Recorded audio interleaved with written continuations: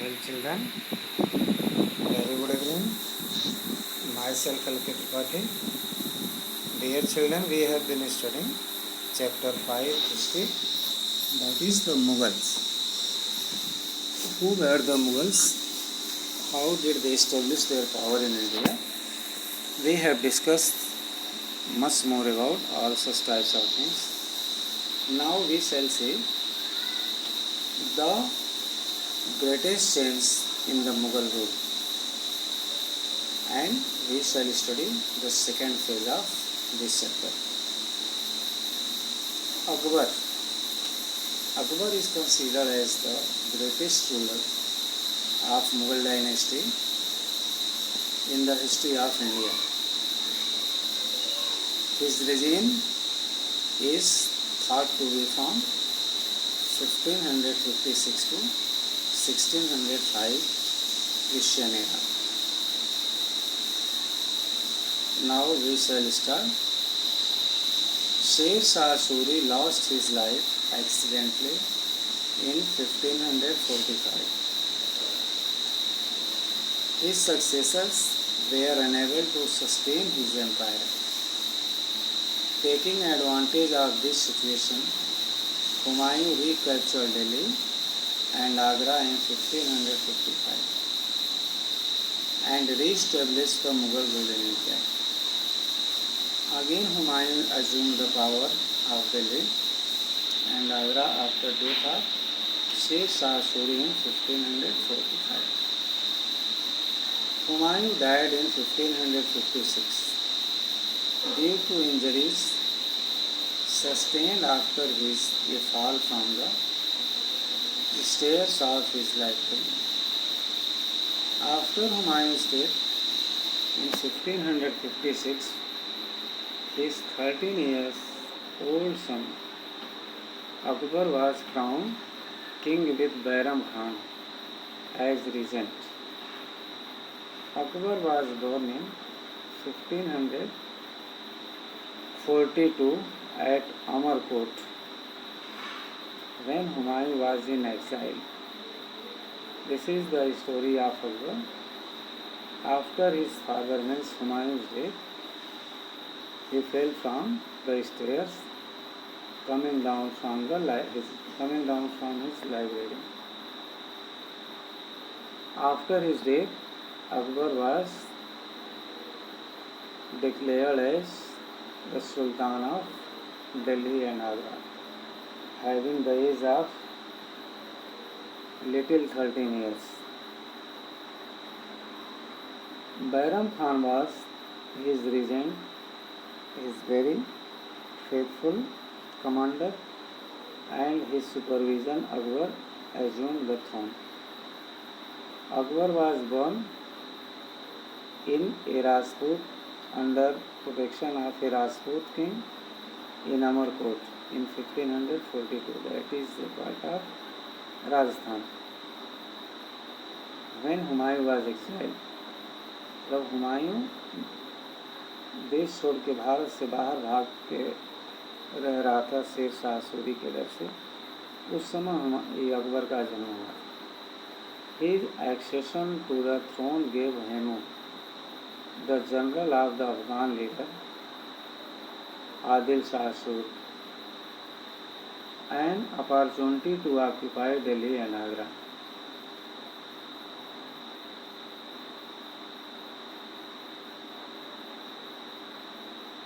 हेमू उस समय his accession to the throne gave Hemu, the general of the Afghan leader Adil Shah Sur. Adil Shah सूर का general Hemu था और उसको एक मौका मिला दिल्ली और आगरा को ऑक्युपाई करने का. He assumed the title of Vikramaditya and became the master of Delhi for a short period. Vikramaditya की उसको टाइटल मिली थी हेमू को, and for a very short period he was declared the master of Delhi. However, he was eventually defeated and killed by Bairam Khan in the second battle of Panipat in 1556 century. Thus the Mughal reoccupied Delhi and Agra. Second battle of Panipat was fought between Henu and Akbar. In this battle, Bairam Khan assassinated Henu and again captured Delhi and Agra. Akbar freed himself from Bairam Khan's guardianship and took the reins of the government in his own hands in 1560. In 1560, Akbar himself assumed all the powers in his hand. Bairam Khan was deprived from his position. Bairam Khan was killed by an Afghan on his way to Makkah. After resolving internal issues, Akbar turned his attention towards territorial expansion of the empire. When Bairam Khan was going for his pilgrimage, that is Makkah,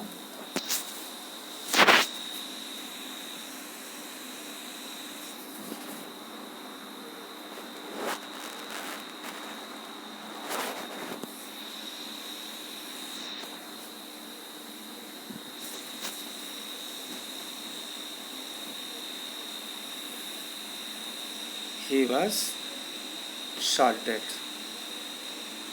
by an Afghan ruler. Soon Akbar extended his control over Malwa, 1561 century, Narmada Valley and the northern regions of present-day Madhya Pradesh, Jaunpur, Gujarat, Bengal, Ajmer, Ranthambore, Jodhpur, Bikaner and Jaisalmer. All these territories, kingdom he acquired during 1561 century.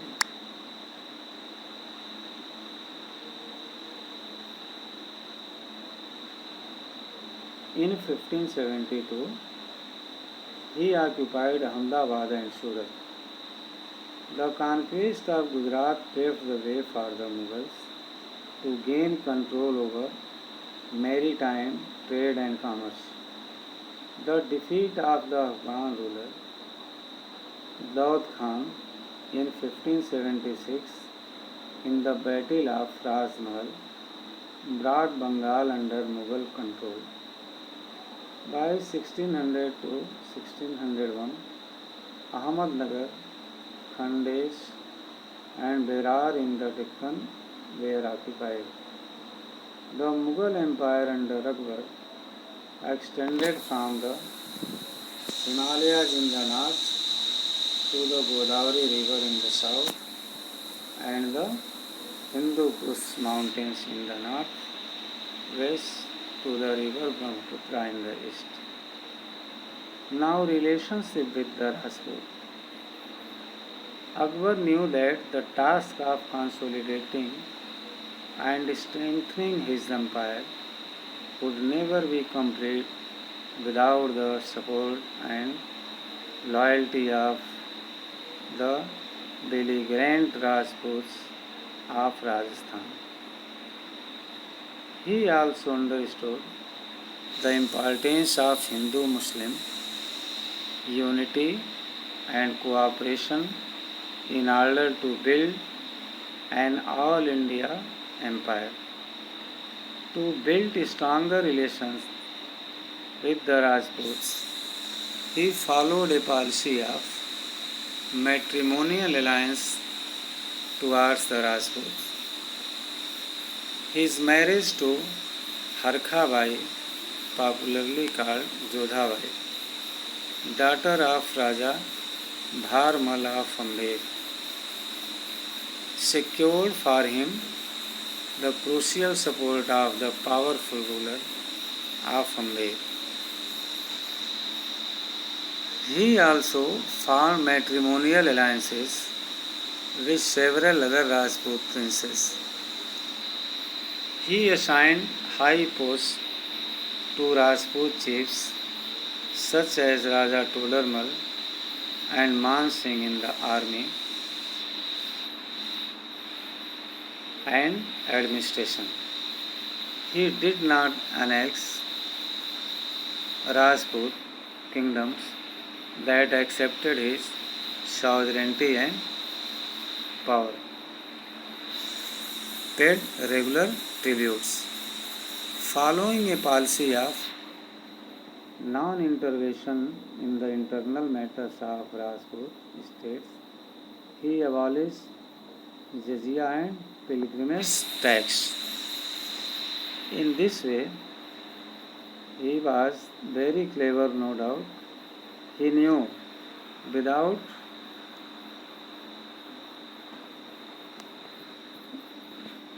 support of Rajputs, he could not extend his empire because Rajput dynasty and Rajput kingdom was such a kingdom which could create problem for his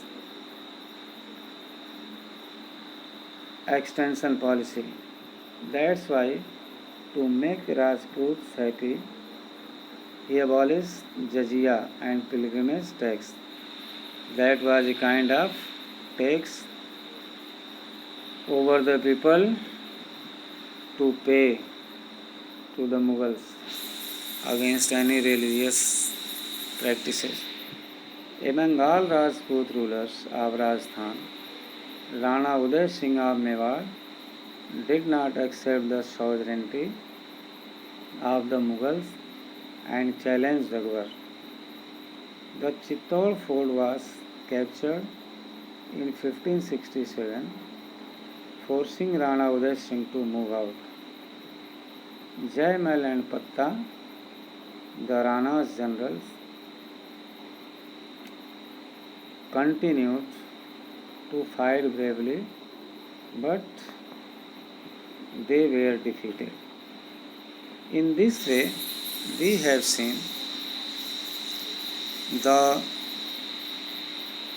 Akbar's extension policy, Akbar's strength, and so many things. How he made the relationship with the Rajput, that was the matrimonial relationship. He got married with the princess of Jaipur, the daughter of Raja Bharmal of Amer, Jaipur that is.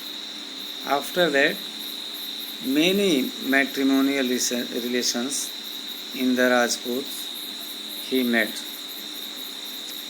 His coming generations continued such types of policies to make matrimonial relationship with the Rajput dynasty. In this way, we have come to know about the Akbar's power, his policy, and his sovereignty. In the next video, we shall discuss much more about the same dynasty and Akbar's policy and rule. Till then, thank you. Goodbye.